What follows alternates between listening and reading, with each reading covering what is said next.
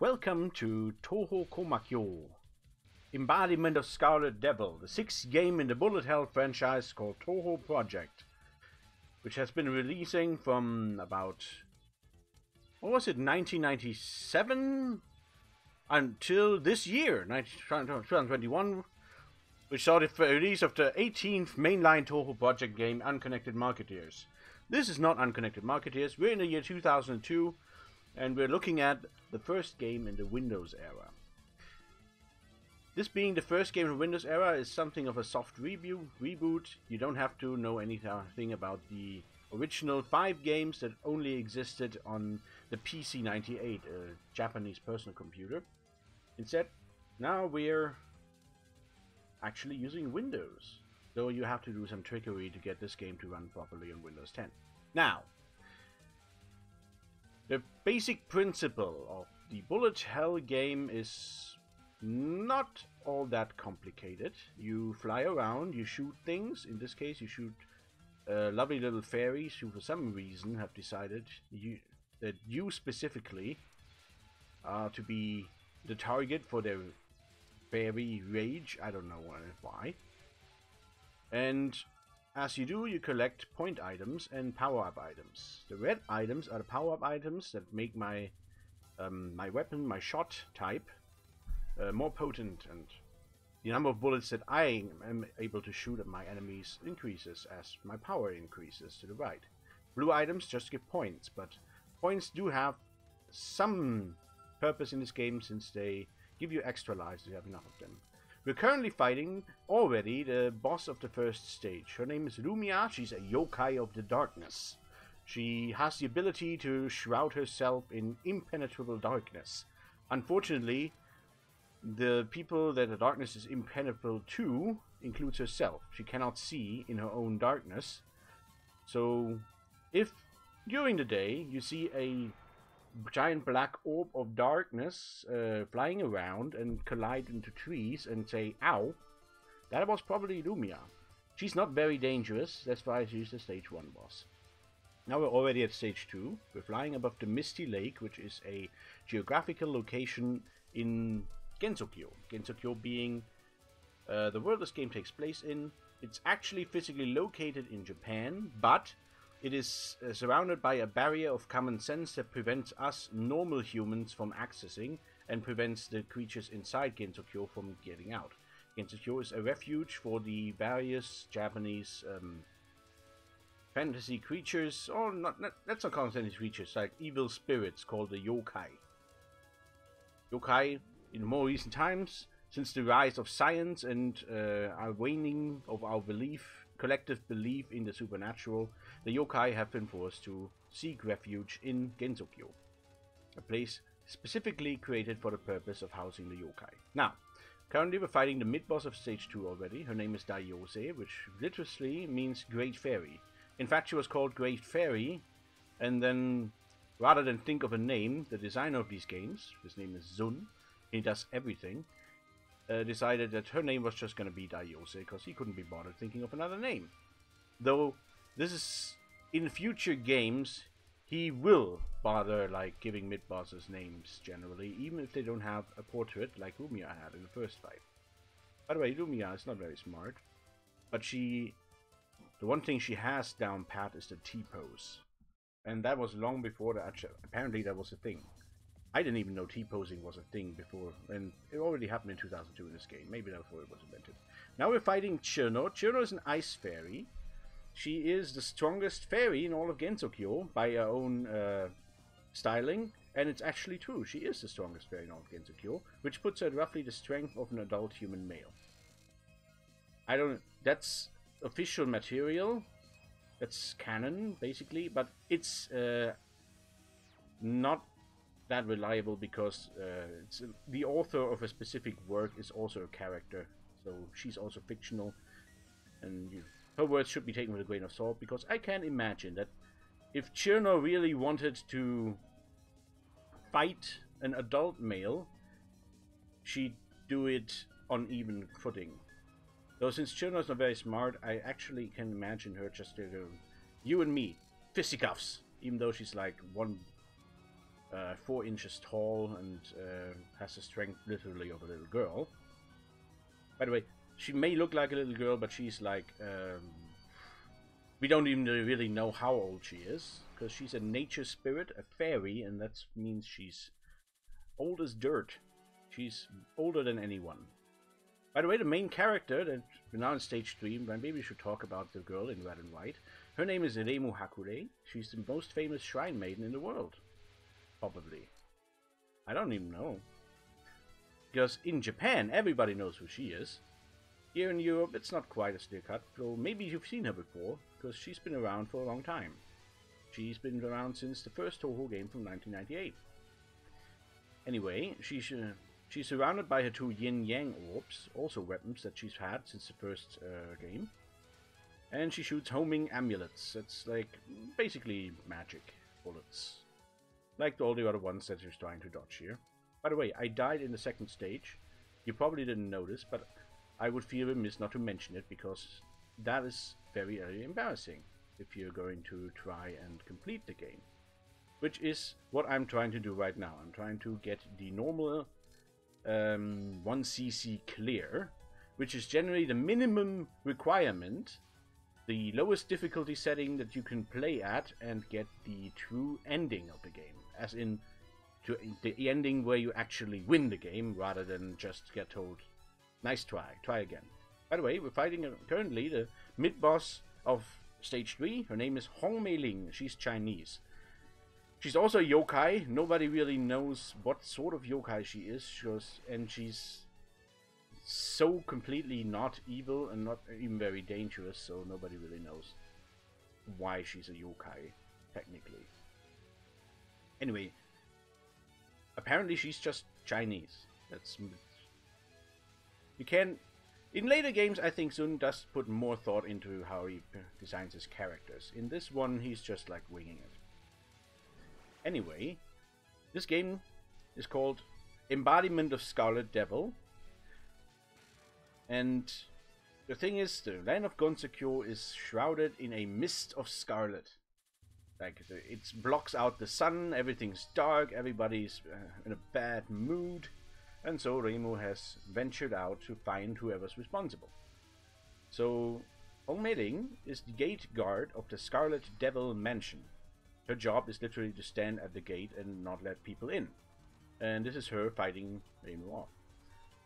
Here's your lovely rainbow sign, colorful rainbow wind chime. This is called a spell card. Spell cards have the name at the top. And they're a little more difficult than everything else. The phases in between, which are called non-spell phases, at least in theory. At least in theory, spell cards are more difficult. Sometimes it's the non-spells where you're forced to literally use a bomb, which I just did. You have a limited number of bombs, shown right below the number of lives, that can clear the screen of bullets and make you invulnerable for a short period of time. They are basically get-out-of-jail-free cards, but you should use them sparingly, because it's a long game, and if you use them every time, you still need to do some dodging, after all. By the way, if you die, your bomb count is reset to 3.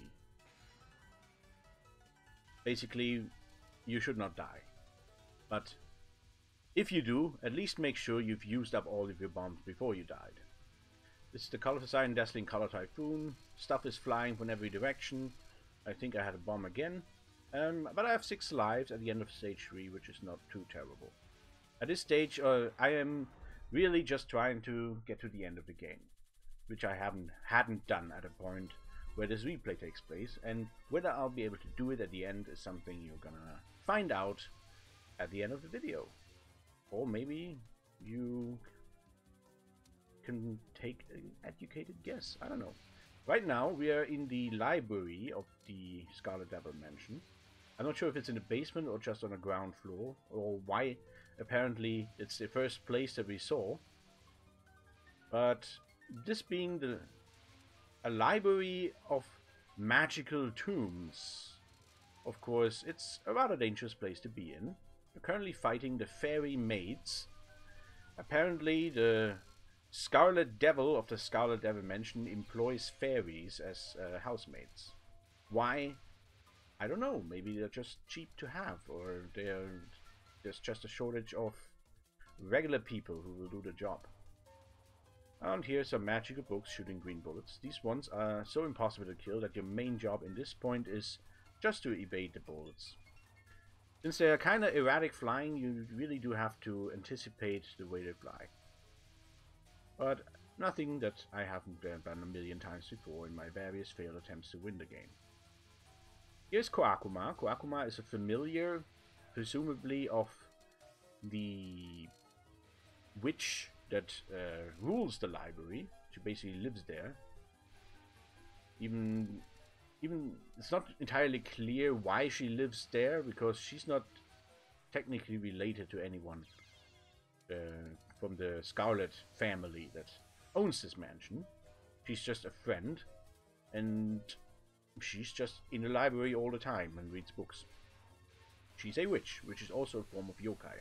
So far, we fought a yokai in the first stage, we fought a fairy in the second stage, then we went back to fighting yokai. Koakuma presumably is a devil, so some sort of demon, which might not technically be a yokai, but I don't know. Yokai is something rather specific, and obviously the term yokai is likely to be unknown to many, but it's just a Japanese term for demon at the moment. So that's probably good enough. We're nearing the end of stage 4. Here's where stuff pops out of specific locations, and where having this particular version of Reimu as your character makes things just so much easier, because her shots are homing. She's the only one of 4 options to play the game as Reimu A that has homing shots. The other ones you always have to aim, basically. And you can do your best and try to spread it all over. By the way, these fairies, when they're killed, clear the screen of bullets, so you should kill them in a specific order in order to get through this part of the stage. In a future replay of this game, I think I'll be more game specific. For now, since this is the first one of these replays, commentaries that I'm doing, I'm gonna be more generic. Anyway, here's the witch. Her name is Patchouli Knowledge. Like, literally knowledge and patchouli for some reason. And she's a witch. And she has mastered all of the 5 elements of Chinese magic, basically. She's a Chinese magician, an Eastern magician. This is the fire sign Agni Shine, where you just, like, dodge the fire. The fiery bullets have a somewhat erratic flying pattern, which applies, so you have to spot the gaps that form periodically as to not get cornered against the side, or, well, the corner. Here's a non-spell phase again, only slightly different. I still don't know why it just... This time the lasers are red and the bullets are blue, but then there's are red bullets too. I don't know. But I am a poet, as you've noticed. Anyway, I actually managed to do this one. Took a lot of time, because it's not an easy one to do, because it asks you to do things that you haven't really done in a game before. This is the Earth Sign Lazy Trilithon High Level. That's just a full screen filled with bullets, though they're kind of weird, have kind of weird flight paths. Now we come to the Fire and Earth Sign Lava Cromlech, where we have the aforementioned fire bullets and the earth bullets that we've already seen. Now they're just flying all the way through to get, I don't know. And it actually managed to get a bomb out of me, but at least I didn't die in this one. Now we come to the Metal and Water Sign Mercury Poison. Stuff is now quite difficult to dodge, even though there's lots of room, because the blue bullets come from the left, the kind of yellow ones come from the right, and apparently I got tripped up there. Not very good. Because you have plenty of room. I mean, this is normal difficulty. If you really want to know what actual bullet hell looks like, you should play hard or lunatic difficulty. I'm not there yet, because it really is difficult enough to get through the game on normal difficulty. Now we're in stage 5. There's just more fairy maids, and music's kind of odd sounding, ominous. And here, like, you should probably be as close to the bottom as possible and move as little as possible, and you will probably be able to find your way through. On higher difficulties, I imagine you need some sort of plan to beat the stage. If you move too much, then these just fly and weave into each other and there's no room to go and get anywhere. Now as for this part, looks a little scary, but there are plenty of gaps to go through. All you have to do is not be slow. You can press shift to get slow, which helps you with dodging, but sometimes you are just too slow to make the dodges you need. Here we've got the first non-spell of Sakuya. Sakuya is the housemaid. She is actually human. Arguably. It's not really quite clear why she's the only human in this entire godforsaken place, and she has the power to stop time. And this is her spell card, Conjuring Misdirection, which is the bane of my existence. Apparently you're supposed to just ideally not move as soon as the red shuriken are released. And then you will be able to, like, stay still. And the problem is, you also kind of want to kill her, and that may require aiming for her. Because if you kill her before the time runs out, you get an extra life. You get extra lives from 2 enemies in this game. Once in stage 3, once in stage 5. And you get extra life for points. So right now I still have 2 extra lives for points left to get. But still. Or I think it's just 1. I think 60 million might be the last one. Here's another screen full of bullets. I just have to bail out with a bomb. Though, since I've now reached the final boss of stage 5, which is Sakuya again, surprise, surprise. I have 3 players and 1 bomb left, which is not that awful considering this is the second to last stage of the game. So here's the first non-spell. This one's not that difficult ordinarily, but obviously you have to pay attention to where the gaps actually are and then actually hit the gaps as you fly through them. Illusion Existence Clock Corpse. This is, I believe, her first of her time-stopping cards. Right now, I'm immobile while the daggers are spawned into existence, and I'm actually doing quite well here.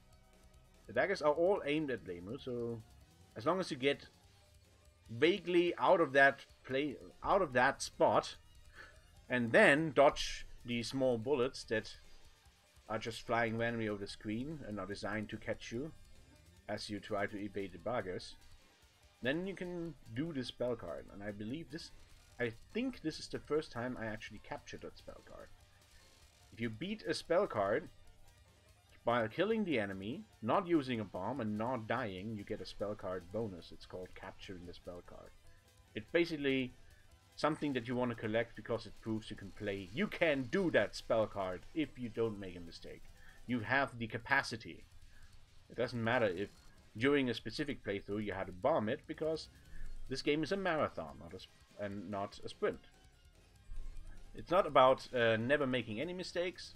I mean, at least not on my skill level. It's about just making it through somehow, even though you die from time to time or have to use a bomb and stuff. We come to the next non-spell phase. Here, this one I find not that difficult, because there's like room. Of course, you have to keep track of the daggers from both directions, and ideally you should dodge at least 1 dagger barrage so that you can precisely dodge the other one that's coming across. Made secret skill Manipulating Doll. Now we have time stops again, and this time the daggers change direction. The green daggers can no longer change direction, red and blue daggers can. So you should be careful about daggers suddenly coming from behind and that sort of thing. Even my homing amulets, the problem is if you don't aim all of your only some of my amulets bullets are homing. So it can be slow killing if you don't manage to hit with the aimed ones too. Now we are at the final stage, Blood over Elysium. And on our way to the final boss of the game. I have gotten this far before though this part, I don't know if there's really a plan that you follow. You just I just stick at the bottom, collect as much as I'm possibly able to collect. It's not really about a score anymore, even though I do get another extra life at 60 million. Now here's some more killing I gotta do, and I don't have to use a bomb, which is good. And I couldn't use a bomb even if I wanted to, because I don't have a life anymore. And I managed to get through that too, which means now that I meet the mid-boss of the final stage, which is Sakuya with a somewhat disheveled and damaged costume. Uniform, I mean. It's not a costume, because she actually is a mage. She does the housework and everything. And this is her only spell card, Conjuring Eternal Meek, which just consists of very, very fast bullets being thrown at you willy-nilly. She does drop another bomb, and also across the 60 million threshold, which means as the final boss fight of Embodiment of Scarlet Devil begins against Remilia Scarlet,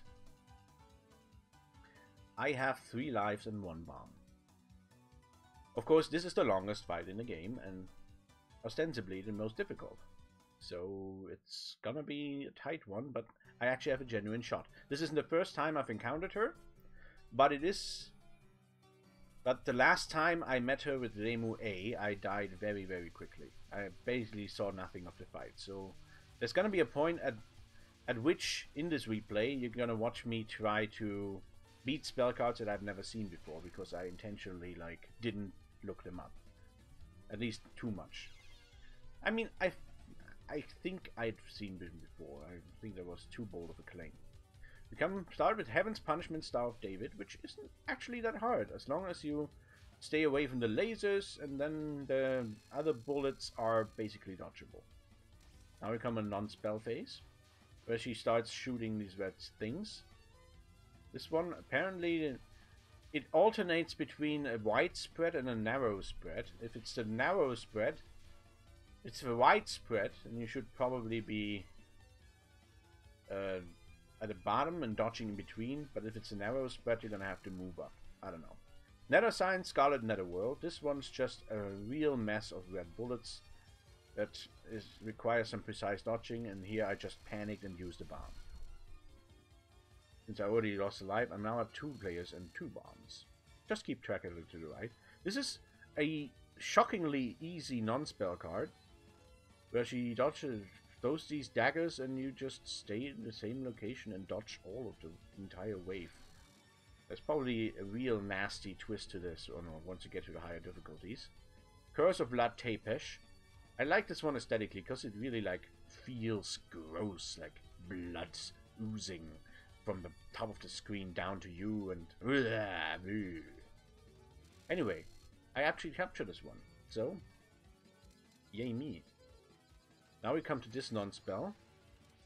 Strictly speaking, this should be dodgeable, but I ended up bombing, well, probably because I was nervous. This part looks scary, but it's not that difficult, especially because these particular bullets have a surprisingly small hitbox. Now she does the same thing again with the fire, but it's okay, just don't move too much and you can dodge it. The bats, by the way, not dangerous, they're just scary. Now we've got the rain of bullets. This time I managed to fully dodge it.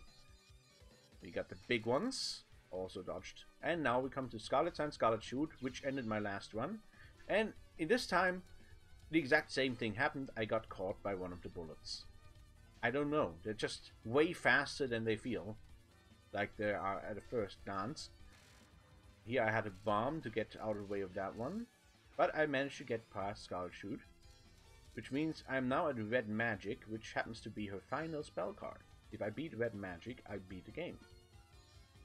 So Red Magic is like very red.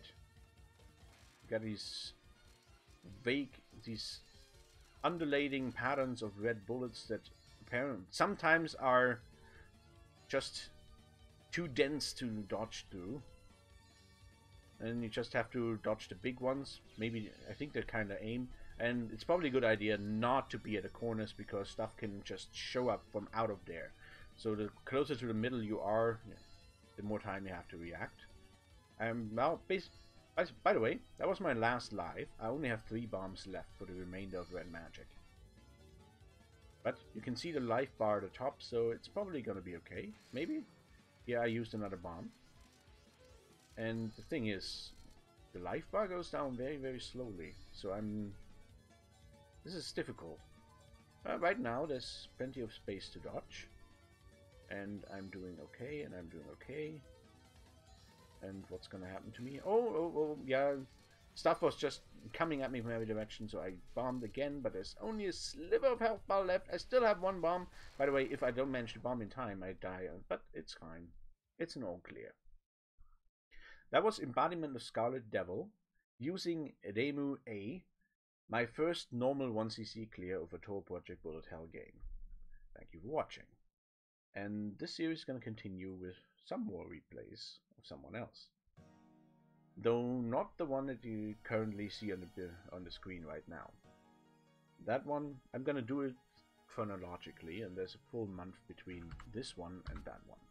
And yes, this one uses a different character. Her name is Mara-san. We're gonna see her at some point. She's cool, though. She's very cool.